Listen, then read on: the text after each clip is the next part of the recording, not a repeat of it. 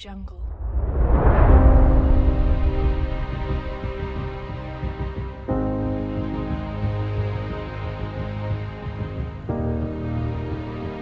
Audio Jungle.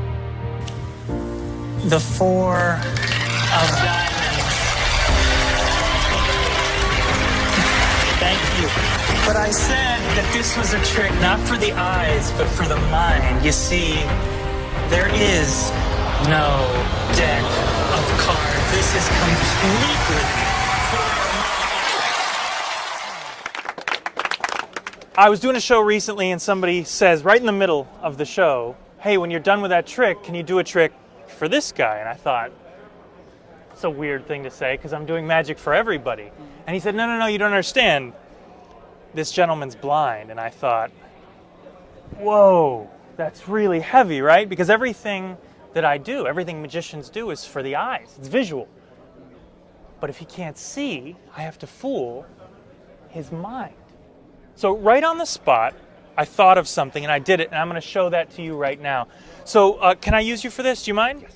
All right, so assuming that you weren't able to see, I couldn't say pick a card because you wouldn't be able to see which one you picked. And I couldn't even say to you, here, take this deck of cards and take any one out you want, because even if you could feel it, you couldn't see which one that you got. So I have a perfect way of doing this. You right or left-handed? Left-handed. So hold out your right hand, put your other hand on top. You have 52 possibilities between your hands. In a moment, I want you to think of one. Not yet. I want you to do it like this. First, think of the number. You got a number? Yes. And then think of the suit. So now you can think of them together or separately. You got it? Yes, sir. And what's your name? Ben. Ben. We got a perfect situation. Ben is thinking of a card. He didn't have to say it. He didn't have to pick it. He didn't have to reach into a deck. But we have a problem. We got 50, 60 people watching. Only Ben knows what the card is. All of you need to know what the card is, or I can't fool your mind. So here's what I'll do. I'll blindfold myself, and I'll turn away. And when I do, everybody stare at Ben's hands. I've got a way of coding the card in his mind to all of you where he doesn't have to say a word. Here's how it's going to work. When I turn away, Ben, I want you to deal the value of your card into a pile face down on the table as quietly as you can. So if you thought of 3, you just do 1, 2, 3, very quietly. And then to destroy the evidence, put the deck on top. If all of you watch, you'll know the value of the card, but I won't. Go ahead. Audience will tell me when Ben is done.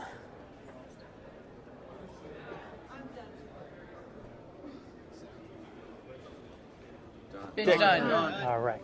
All of you know the value of the card, but you need to know the suit. So Ben, pick up the cards. I'll turn away again. If you're thinking of clubs, deal 1 card face down, deck on top. If you're thinking of hearts, deal 2, deck on top. Spades would be 3, diamonds would be 4. Audience will tell me when he's done.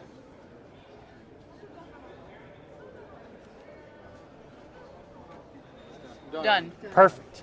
Think of this situation. All of you know what card Ben thought of, and he didn't have to say a word. It was just in his mind, and now it's in all of your minds, everybody except for me. And the question becomes, how can I find a card for someone's mind? And I'll tell you how. I'm going to do it by feel. I'm going to do it by feeling for the one that feels like yours. Like this. Something right here feels different. Ben, you didn't leave, did you? I'm still here. In a loud, clear voice, yes or no, did you think of the 7 of spades? Yes.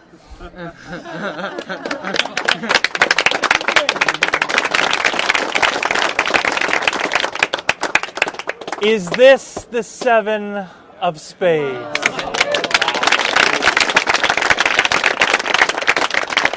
But you see, that's a trick for your eyes. And this is a trick for your mind. There is no 7 of spades. Truly no 7 of spades. Take a look at the cards. You can take a look. Look through them. Yeah, take a look. Here.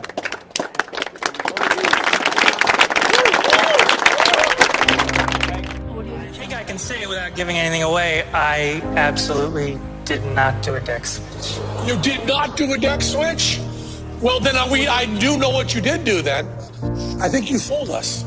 That was the way you did it.